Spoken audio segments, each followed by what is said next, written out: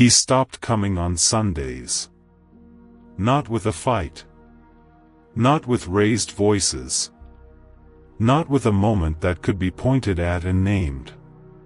He simply didn't arrive one Sunday. And that absence arrived so quietly that it took time to understand it had arrived at all. Sundays had never needed announcements. They carried their meaning on their own. The kettle still boiled. The cup still waited. The chair across from mine stayed exactly where it had always been. And because everything else remained unchanged, my mind worked hard to protect the idea that nothing important had changed either. I told myself this was delay, not distance. That habits don't end without warning. And that years of showing up don't disappear because of one quiet afternoon. The house agreed with me at first. It held the same temperature, the same light, the same comfortable stillness. But stillness is dangerous, because it looks too much like peace, when it's actually the beginning of something else. Sundays had always belonged to him. Not officially, not written down, but understood in the way older routines are understood. He never came early. He came when the week had already loosened its grip. When voices outside softened. When even the street seemed slower. There was a sound the door made. A careful sound. As if it didn't want to interrupt the room too much. And before the door even opened, the house prepared itself. The chair angled just slightly toward the window. Cups placed without thinking.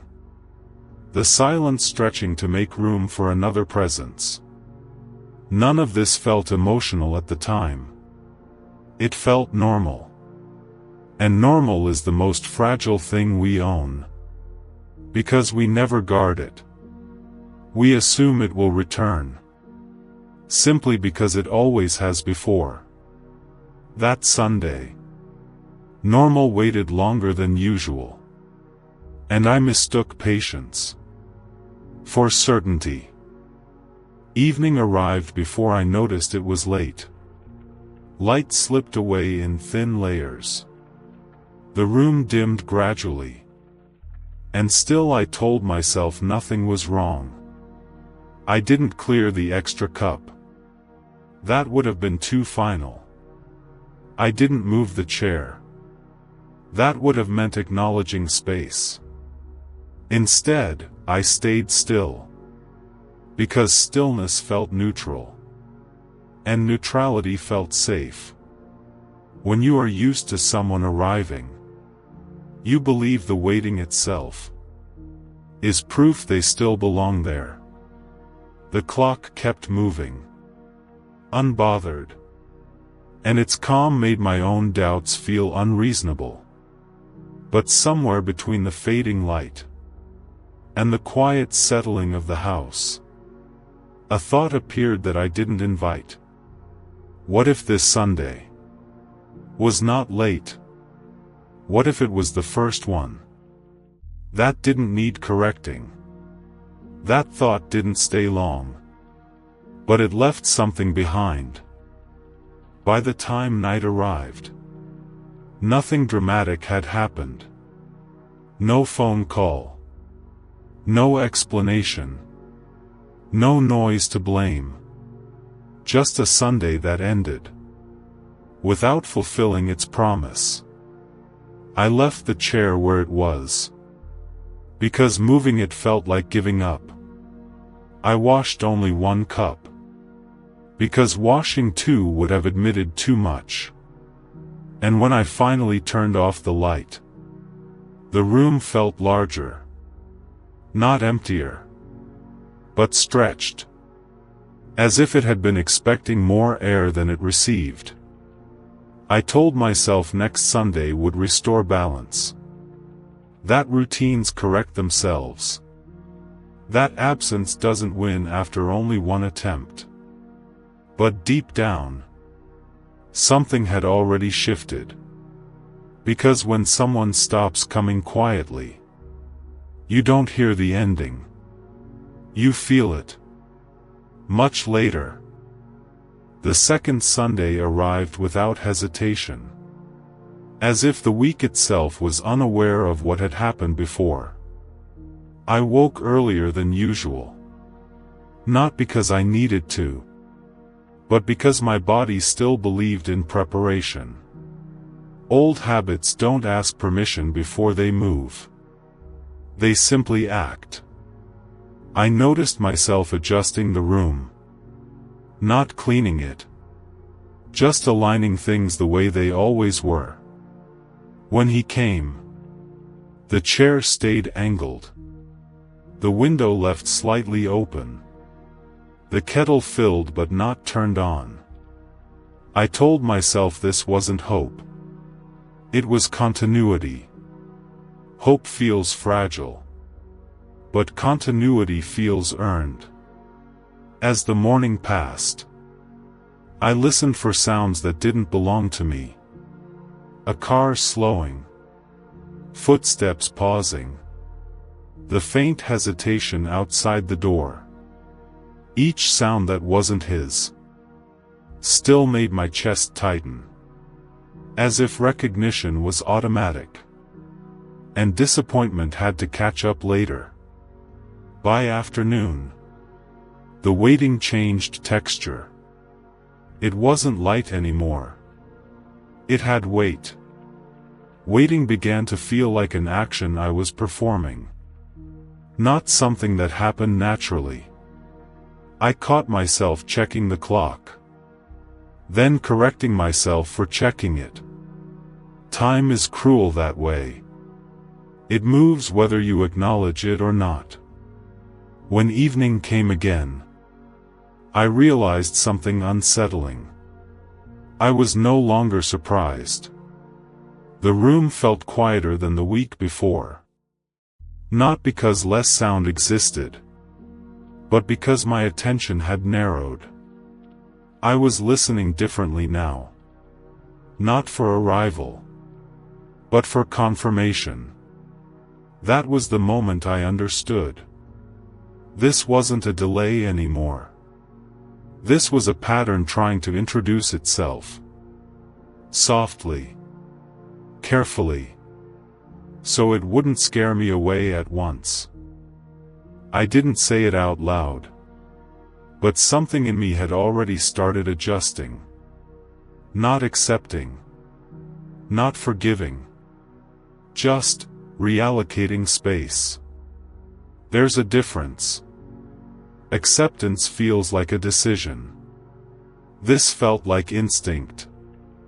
I moved through the house slower that night, as if speed itself might invite disappointment back in.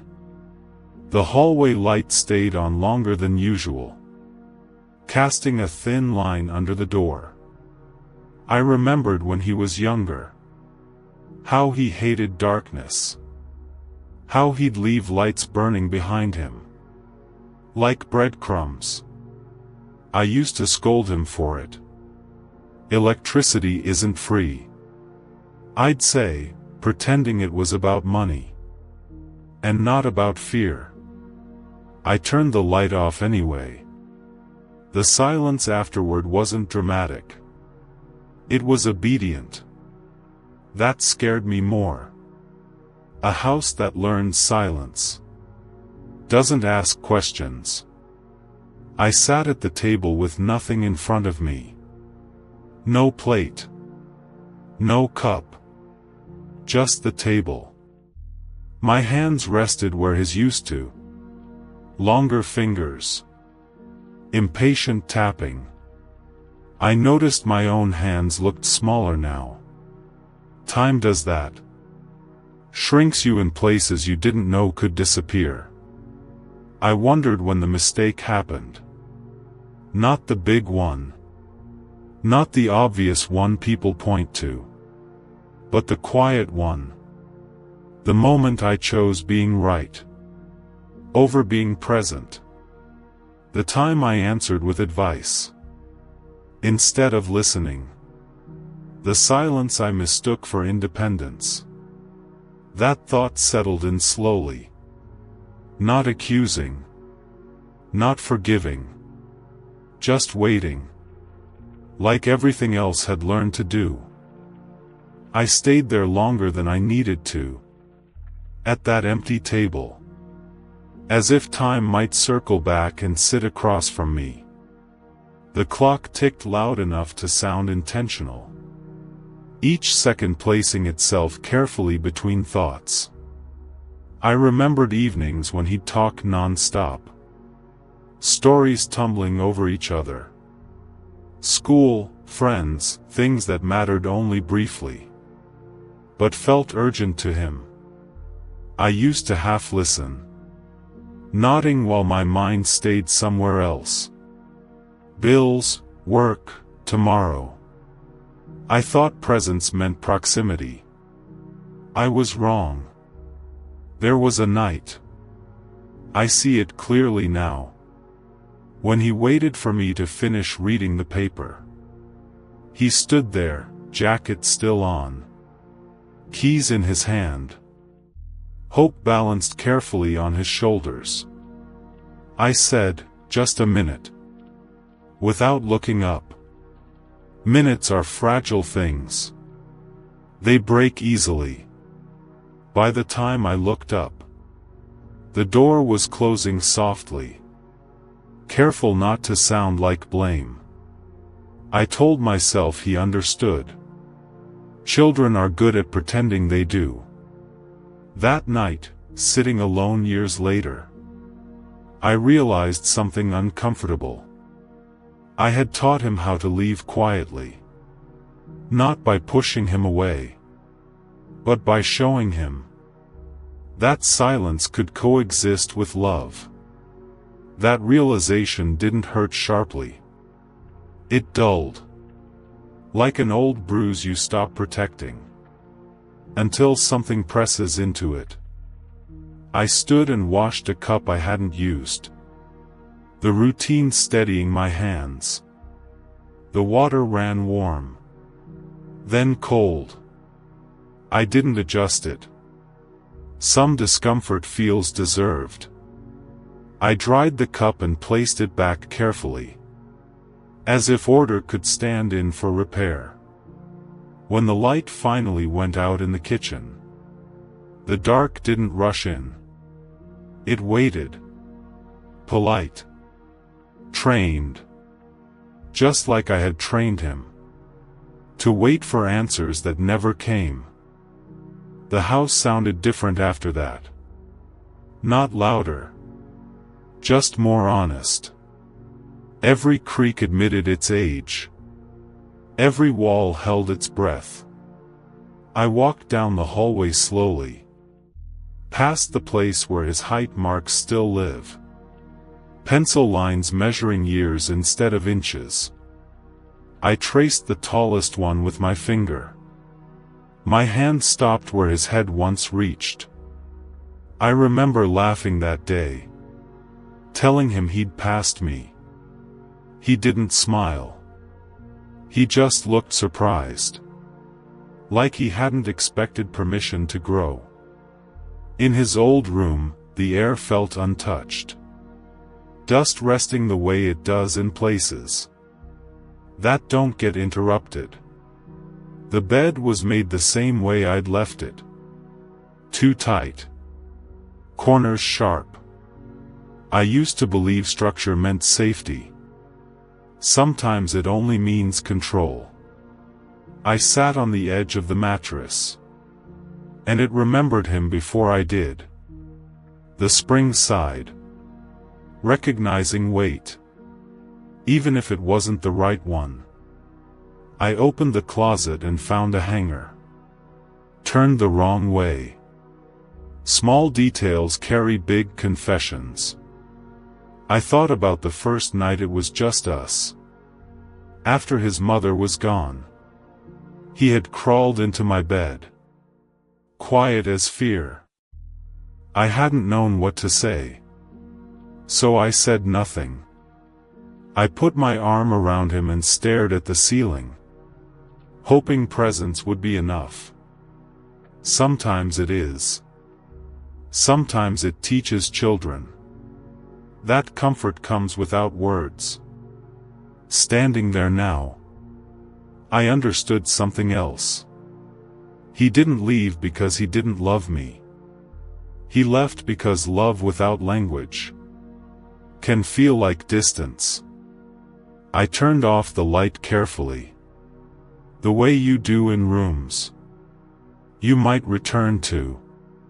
And as the door closed, I wondered, not for the first time, whether silence had followed him, or if he had finally learned to leave it behind. Something changed after that night. Not in the house, but in me. I stopped pretending the quiet was peaceful. Silence can be calm, or it can be avoidance. And I had used it well. The next morning, I found myself standing by the window longer than usual, watching people leave their homes. Doors opening, voices calling back, someone always forgetting something. I used to rush him like that. Don't be late. Did you eat? Take your jacket. I never asked, how are you really doing? The kettle screamed before I realized it was boiling dry. I shut it off too late. The smell of burnt metal filled the kitchen. Another small failure. Another thing I hadn't noticed in time. Pattern interrupt. The sound startled me, the way his slammed door once did. I remembered the first time he stayed out late. No phone call. No note. I sat in this same kitchen, convincing myself I wasn't worried. Pride is a dangerous thing. It teaches you to wait instead of reach. When he finally came home, I said nothing. Not, where were you? Not, are you okay? Not even, I was scared. Silence again. My favorite tool. I told myself I was giving him freedom. But children don't always hear freedom. Sometimes they hear indifference. Standing there now, older, slower, finally honest, I realized something painful. I hadn't driven him away with anger. I'd done it with absence. And absence, when repeated enough, feels exactly like abandonment. That realization sat heavy on my chest. The kind of weight you don't feel right away. It settles slowly, like dust on furniture you no longer use. I started noticing the small habits I'd built to avoid thinking. The radio stayed on even when I wasn't listening. Noise as company. The television flickered through old channels. Faces talking to no one. I told myself it was background sound. But it was fear. Fear of hearing my own thoughts too clearly. One afternoon, I opened the hall closet, looking for a scarf. The smell of mothballs and old wool rushed out. Time folded in on itself. His old shoes were still there. Too small now. Laces knotted the way he used to leave them. I hadn't touched them in years. As if leaving them untouched meant leaving the past untouched. Pattern interrupt. The doorbell rang. A sharp sound. Unexpected. My heart jumped. For a foolish second, I thought it might be him. It wasn't just a delivery man. Young. Impatient. He asked for a signature. I signed too slowly. He left without looking back. That hurt more than it should have. I closed the door and leaned against it, breathing carefully. I remembered how my son used to come home. Keys dropped loudly. Shoes kicked off. Life spilling into the room. I used to scold him for the mess. Now I would give anything to trip over his shoes again. That was when I understood another truth. Love doesn't disappear suddenly. It fades when it feels unnecessary. And I had taught him, day by day, that my love didn't need words. That evening, I sat at the dining table longer than I needed to. The plate in front of me untouched. Food cools quietly. Just like intentions. I remembered the nights I worked late. Walking in after dark. Tired beyond words. He would already be asleep. Homework half done. Light still on. I used to turn it off without waking him, thinking that was care. But I never stayed. Never watched him breathe. Never said, "I'm here." Pattern interrupt. The chair across from me creaked. I looked up, expecting no one. My mind still played tricks on me. For a second, I imagined him there. Older. Quieter. The vision faded. The chair stayed empty. I thought about all the moments I believed didn't matter. Missed school events. Unfinished conversations. Postponed apologies. I always said, later. Later is a word that waits patiently. Until it disappears. I used to believe providing was enough. Keeping the lights on. Food on the table. I told myself love was practical. Efficient. But love also needs noise. Needs interruption. Children need to hear they matter. Out loud. I looked at the clock. Not for the time. Just to feel something move. Minutes passed. Nothing changed. And for the first time, I admitted something I'd avoided for decades. He didn't leave because he stopped loving me. He left because I stopped showing him how much he mattered. That night, sleep refused to come. It circled me instead. The ceiling fan hummed. Steady. Unbothered. I lay there thinking about the last time we argued. It wasn't loud. No shouting. Just a quiet disagreement. The dangerous kind. He had asked if I would come to see his new place. A simple question. I said I was tired. Said another time. He nodded. Too quickly. I didn't notice then. But I see it now. That was the moment he learned. Not to ask anymore. Pattern interrupt. The fan clicked. Then stopped. Silence rushed in. Thick. My chest tightened. I sat up too fast. I listened. Hoping to hear something. Anything. Nothing answered. I thought about all the ways silence teaches lessons. It tells you when you are not needed. When your presence is optional. I had been fluent in silence. Proud of it even. I believed strength meant endurance.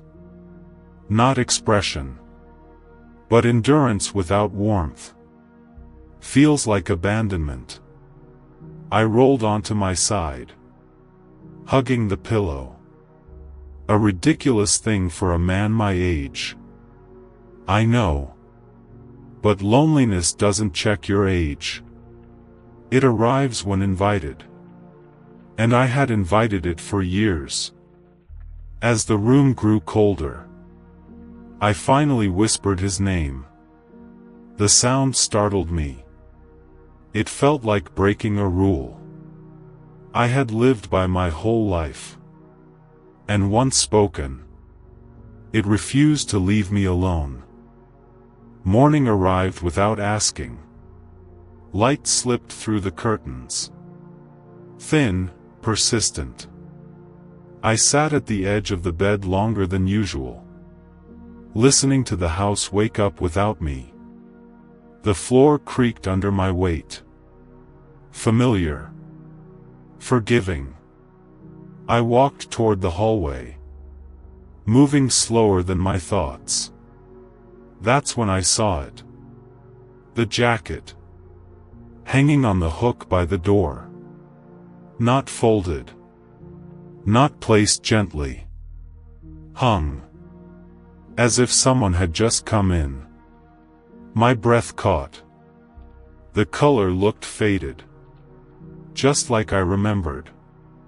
The sleeve hung a little longer. Heavy with memory. I reached out. Then stopped. My hand trembled. That surprised me. I checked the locks first. Front door. Back door. All secure. Windows closed. Bolted. The house had not been entered. But the jacket was real.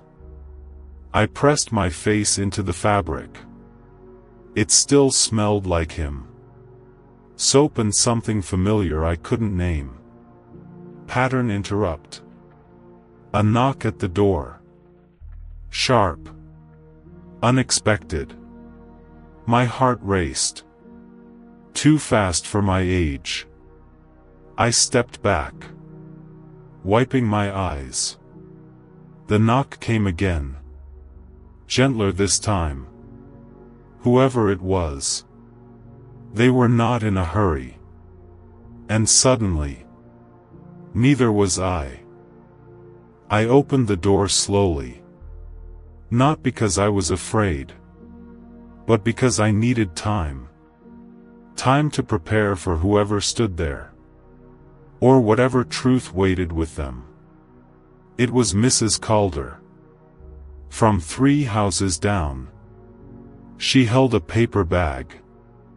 Warm. Grease already soaking through. I thought you might not have eaten, she said. Soft. Careful. I nodded. Words felt heavy today. Her eyes drifted past me. Toward the hallway. She saw the jacket. I watched her pause. Just for a second. That's his, isn't it? She asked. Quietly.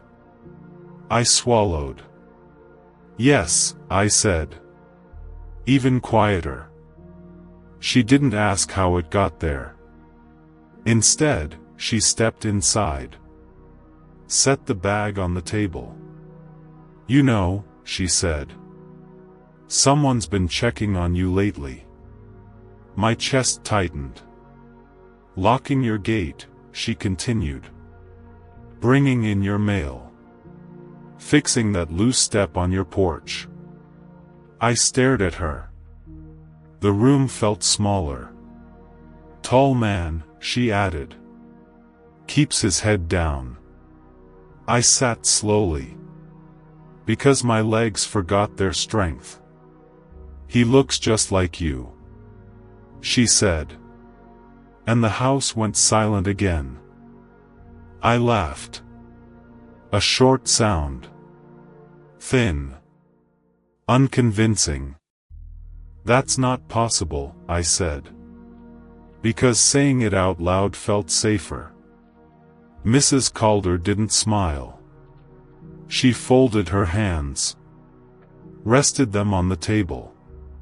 He comes late, she said. Never stays long.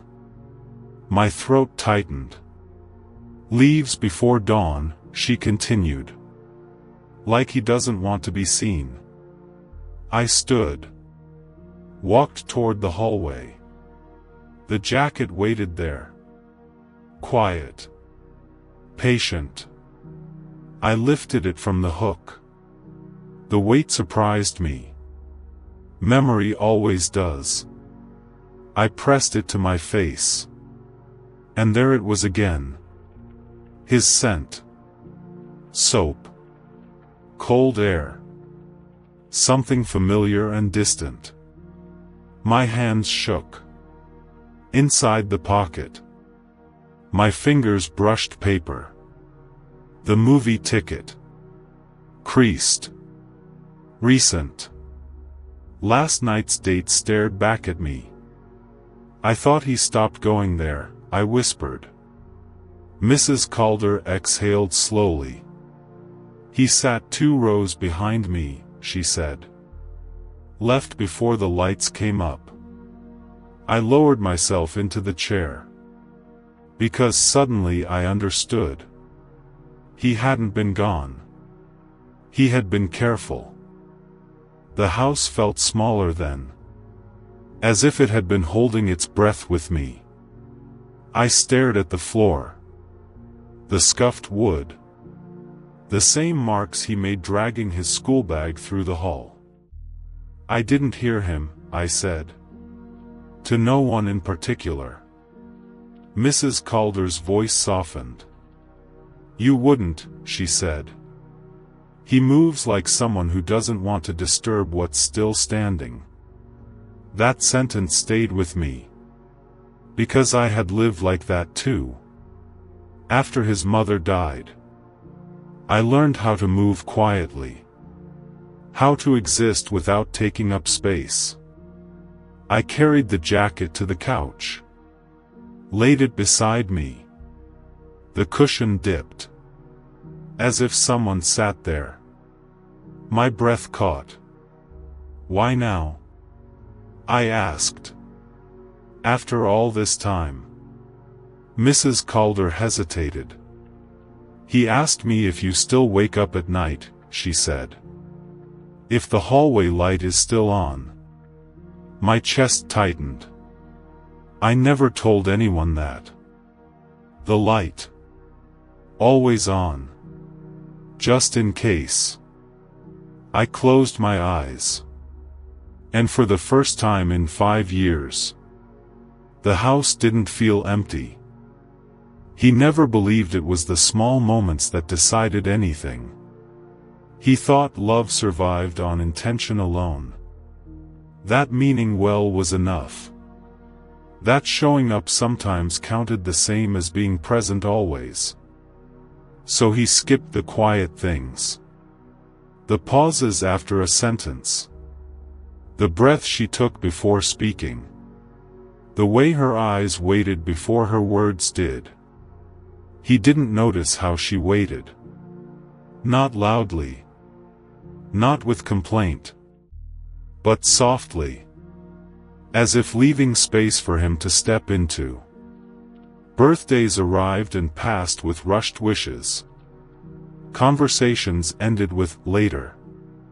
Questions were answered before they were fully asked.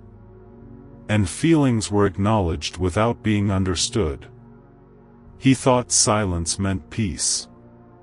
That no arguments meant no harm. That calm proved everything was fine. But silence can carry weight. More than anger. More than raised voices. More than words said badly. She learned not to interrupt. Learned to shorten her stories. Learned to fold her thoughts inward. So they wouldn't feel like a burden. He mistook her adjustment for strength. for patience, for maturity. He never saw how each unasked question, each distracted nod, each moment of half-attention, quietly taught her something dangerous. That she could be alone, even when he was there. And once that lesson settled in, it didn't leave easily. Not later. Not with apologies. Not with sudden interest. Not with promises made too late. Because the places he ignored, the moments he dismissed, the pauses he rushed through, were the very exits she was learning to use. When he finally noticed something was wrong, it wasn't because she complained. It wasn't because she demanded answers. It was because she had grown calm. Not peaceful calm. Not healed calm. But the kind that comes after a decision has already been made. She stopped explaining herself. Stopped correcting misunderstandings. Stopped waiting for the right moment to speak. He mistook that quiet for resolution. Thought things had settled. Thought the storm had passed. That's when he tried harder. Asked questions he never asked before. Showed interest where he once skimmed. Listened with urgency instead of habit. But urgency feels different when it's late. It carries panic, not care. His words landed, but they didn't sink in.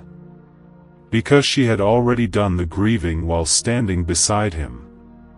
She remembered every time she needed him and swallowed it. Every moment she chose peace over honesty. Every feeling she edited to make it easier for him to stay comfortable. So when he reached out now, it didn't feel like love returning.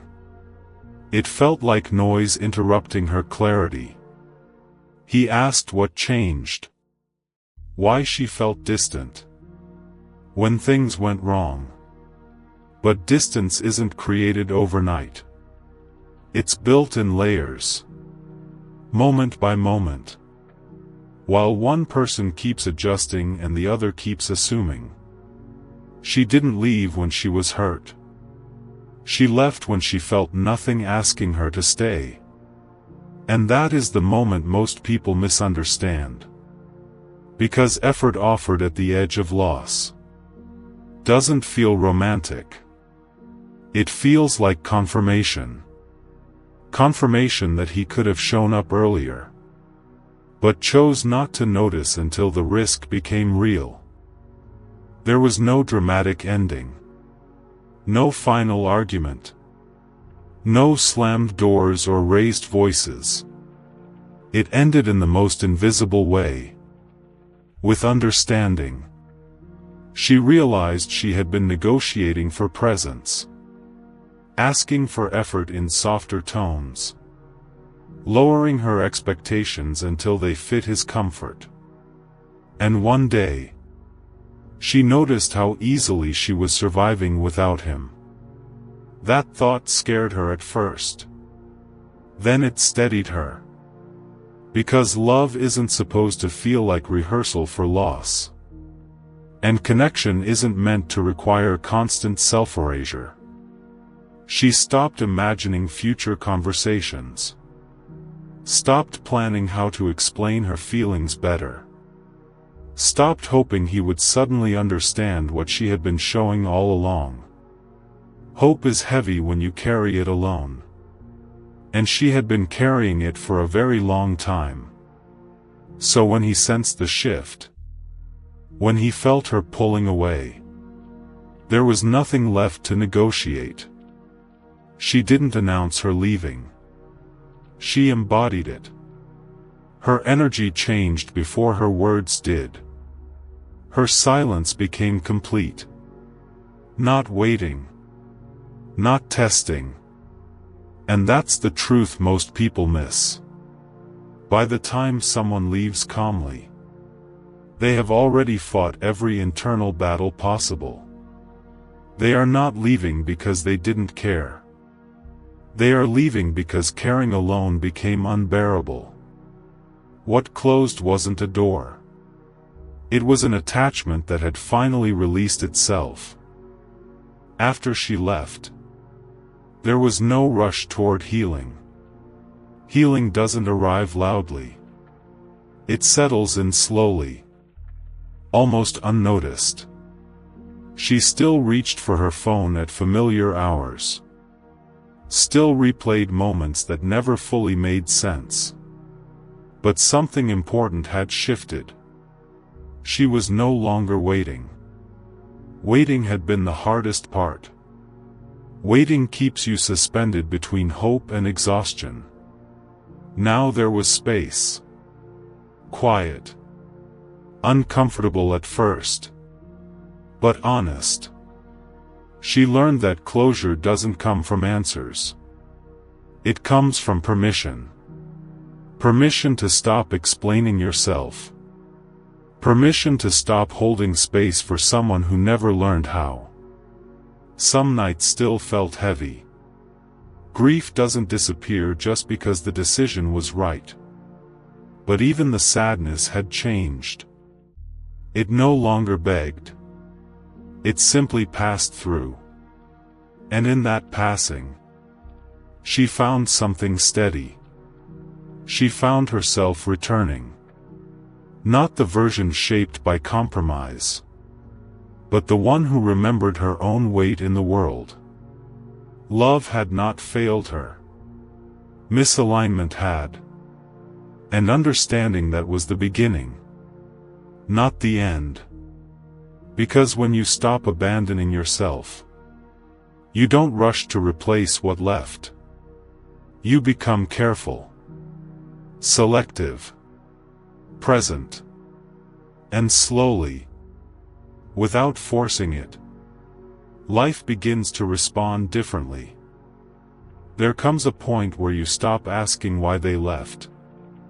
Not because you found the answer, but because the question itself starts to feel heavy.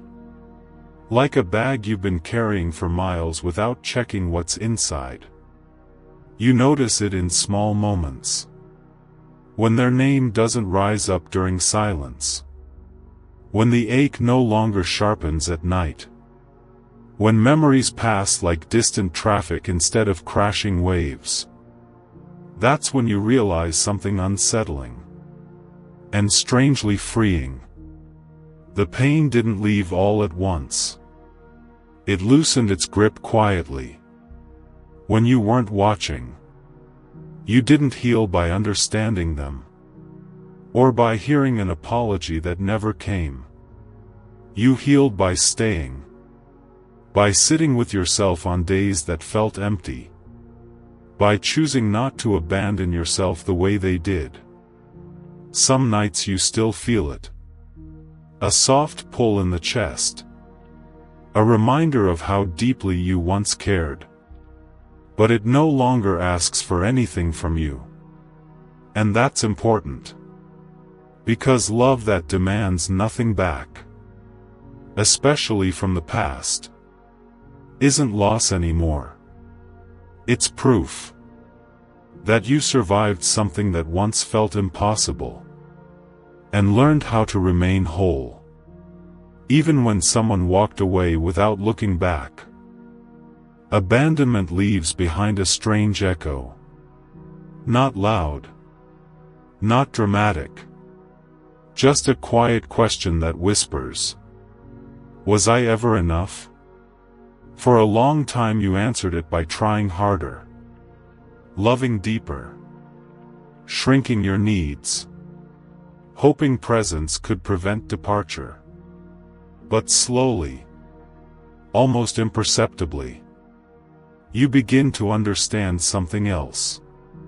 People don't leave because you lacked value. They leave because they lack the capacity to stay. And that truth doesn't explode. It settles. Like dust after a long storm. revealing the shape of things as they actually are. You stop rehearsing conversations that will never happen. You stop waiting for closure to arrive wearing their face. You start giving it to yourself. In the form of boundaries, rest, and gentler expectations. What remains isn't bitterness. It's clarity. A calm knowing that you can open your heart again, without handing someone the responsibility of your worth. And maybe that's the real return. Not to who you were before they left, but to someone quieter, steadier. Someone who knows that staying is a choice. And from now on, you choose yourself. There is a quiet moment that comes after understanding, after acceptance, after the ache has softened into something manageable. It's the moment where you realize you are still here, still breathing, still capable of choosing how the rest of your days will feel. For a long time, you lived in reaction, responding to what was missing, adjusting to absence, measuring time by what never arrived. Now the days feel slower, not empty, just open. You begin to notice how morning light moves across the room, how your body settles into a chair, how silence can exist without accusation. You start doing small things for yourself. Not as rewards, not as distractions, but as acknowledgments. Making tea carefully, opening windows even when no one else is coming, keeping the hallway light on because you prefer it that way. There is grief still. Of course there is. Love doesn't disappear just because it's understood. But grief no longer defines the space. It visits, then leaves. And in its place, something steadier arrives. A sense that staying is an act, not of endurance, but of respect. Respect for your own presence, your own history, your own capacity to keep going. You don't rush the future. You don't replay the past. You sit here, in this moment, complete enough. And that, quietly, is how peace begins. The house didn't change after that. But something inside it did. The clock still ticked. The floor still creaked when I crossed the hallway. And the kettle still whistled too loudly for such a quiet room. Yet the silence felt different.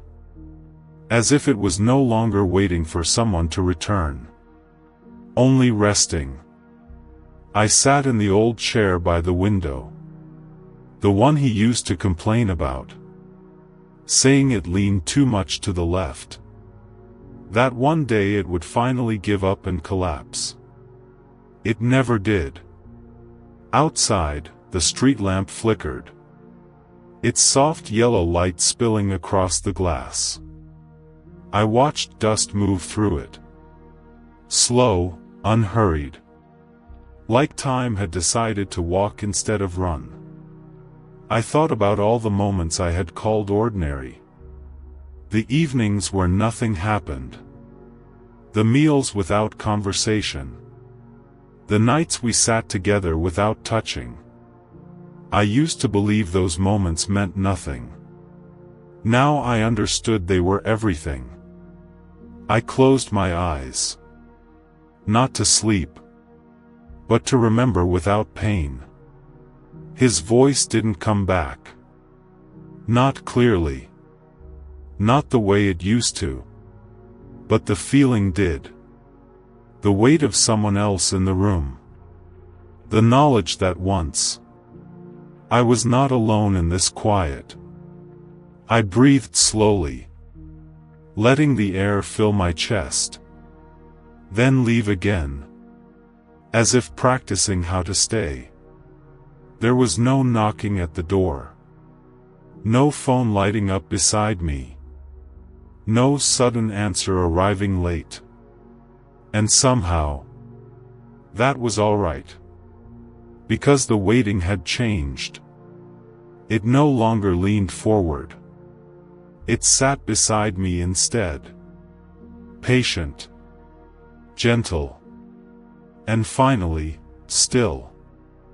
I opened my eyes again, looked around the room, and whispered, not to him, but to the space he left behind. I remember. And the house, in its own quiet way, seemed to breathe with me. Night settles without asking permission. Not suddenly, but softly, like a blanket placed with care. The house grows quieter still. Even the clock seems to tick more slowly, as if it understands this is not a moment to rush. I turn off the lamp beside the chair, leaving only the glow from the street outside. It paints the walls in pale shadows. Familiar. Unchanging. There is nothing left to wait for. No call to miss. No footsteps to imagine. No door to listen for. Only breath. Steady and kind. I lie down carefully, as though the night itself might break if I move too fast. The bed accepts my weight without protest, holding me the way memory once did. Thoughts arrive, then drift away. Unfinished. Unimportant. What remains is simple. I lived. I loved. I waited. And now, I rest. Somewhere in the distance, a dog barks once. Then silence returns. It feels complete. My breathing slows. Each inhale softer than the last. Each exhale a small letting go. Nothing needs to be remembered anymore. If he exists now, it is only as warmth. A quiet echo. A feeling without shape. And that is enough. Sleep comes gently. Not as an ending, but as a pause. A long, peaceful pause. The night holds everything else.